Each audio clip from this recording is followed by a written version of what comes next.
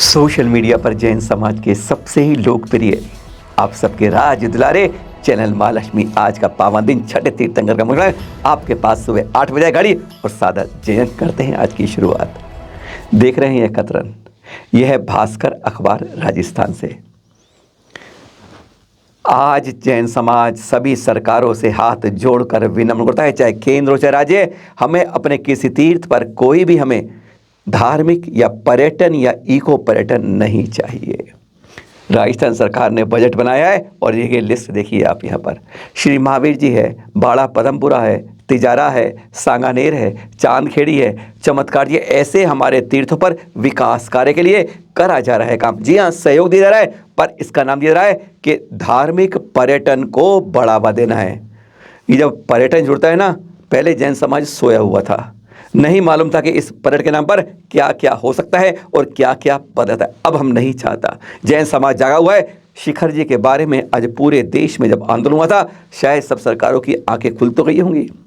गहलोत जी भी आए थे कुछ कार्यक्रम में, वहाँ भी इस बारे में बात हुई थी। हाँ, उन्होंने भी कहा था कि जैन समाज के क्षेत्र को पवित्र तीर्थ। तो अब हमारे बजट में ऐसा क्यों शिखर जी के बाद अब आप जो बना रहे हैं बजट, चाहे अब महावीर जी जोड़ रहे हैं, तिजारा जोड़ रहे हैं, पदमपुरा जोड़ रहे हैं, सांगानेर जोड़ रहे हैं, चमत्कार जी जोड़ रहे हैं या चांदखेड़ी जोड़ रहे हैं, कोई भी जोड़ रहे हैं आप, पर इसमें विकास कार्य करिए तो तीर्थ के रूप में कीजिए। हमारे तीर्थों पर हमें कोई भी हो, तीर्थ यात्री के रूप में सबका स्वागत हो जैन तीर्थों पर। और चाहे वो जैन बंधु हो, अगर वह तीर्थ यात्री रूप में नहीं, वह पर्यटक के रूप में आता है, तो कृपया उसको अनुमति ना मिले।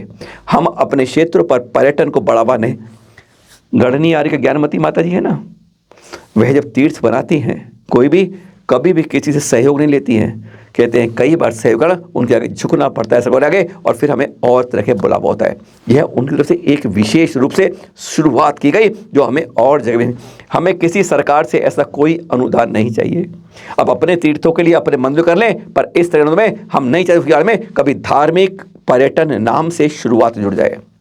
सभी सरकारों से विनम्र अनुरोध और वहाँ की कमेटी से भी कभी भी इस तरह की प्रार्थना, आवेदन, एप्लीकेशन मत देंगे सरकार को कि हमें यहाँ पर अब सहयोग कीजिए, जिससे यह धार्मिक पर, क्योंकि सरकार ही क्या चाहती है, उस तीर्थ से कुछ ना कुछ अपना हिस्सा खींच ले, और वह खींचते हमारा तीर्थ कब खींच जाएगा यह पता नहीं चलेगा। शिखर जी के पार में पूरे देश ने आंदोलन किया, सिर्फ इसलिए तो किया था कि इससे पर्यटन हट जाए। पर्यटन नहीं चाहिए हमें, तो हम और तीर्थों पर क्या स्वीकार करेंगे जो अब राजस्थान बजट में कहा गया है। सब सरकारें उसे कह दिया जाए, सब संस्थान कमेटी हमारी कह दे कि हमें किसी भी क्षेत्र पर, किसी भी तीर्थ पर तीर्थ के रूप में हर का स्वागत करें, लेकिन पर्यटन के रूप में हमें कोई स्वीकार्य नहीं है। हाँ, अभी हाल में आप सबके सहयोग से आप सभी को चैनल महालक्ष्मी के नेतृत्व में सम्मान मिला है जैन तीर्थों के संरक्षण के लिए, जागरूकता के लिए।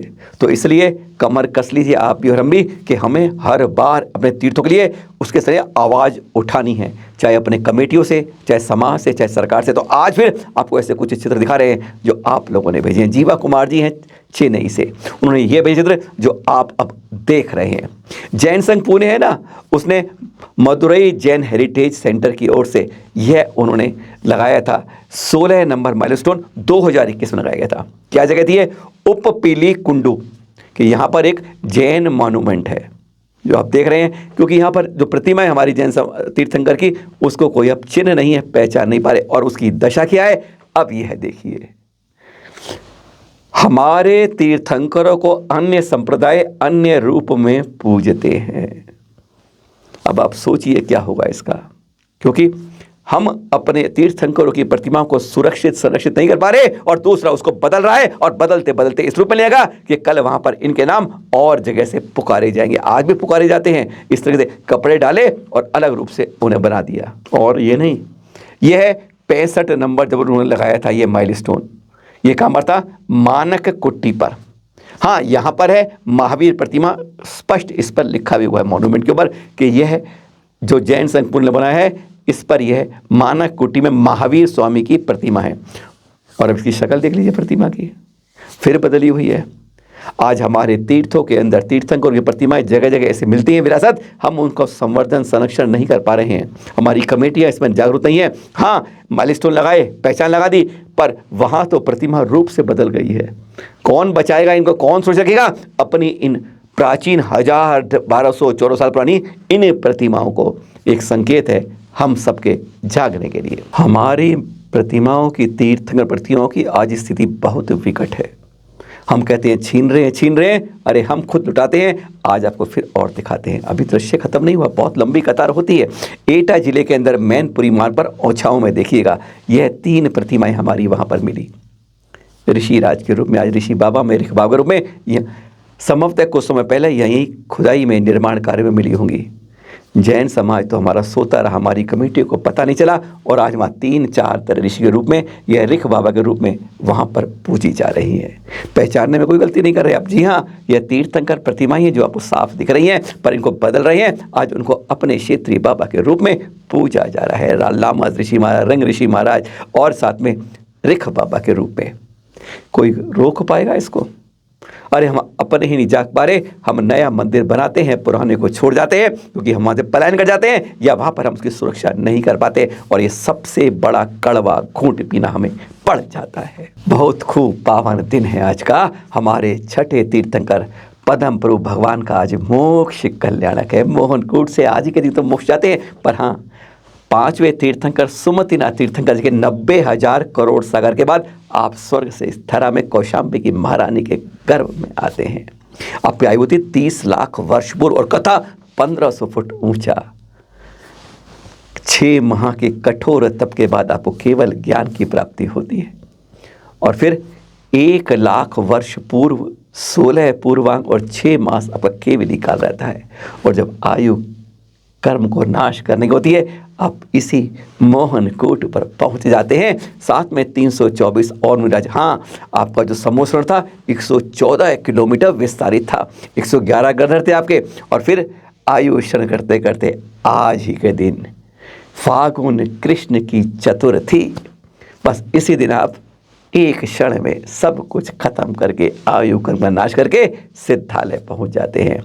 इस मोहनकूट की निर्मल भावों से वंदना करने से 1 करोड़ उपवास का फल मिलता है। कभी सोचिए आप, मुनीश्री विशाल सागर जी इन्हीं के करते करते इनकी परिक्रमा करते थे, बार बार करते थे। और हाँ, एक खास बात और बता दें आपको, 1 करोड़ उपवास का फल निर्मल भावों से इस कूट की परिक्रमा करने से। और खास बात देख रहे हैं आप, ये अभी कुछ समय पहले ना इन सब कूटों के ऊपर बंदरों से बचाव के लिए दरवाजे लगाए गए, कहीं कोई फलदायी नहीं मिला है, बस खाना पूरी हो गई।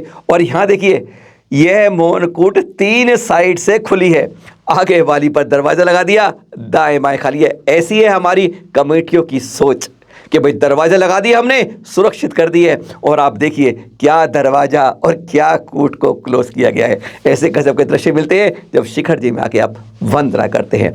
बोलिए हमारे चौथे तीर्थंकर श्री पद्म प्रभु भगवान के मोक्ष कल्याण की जय जय जय।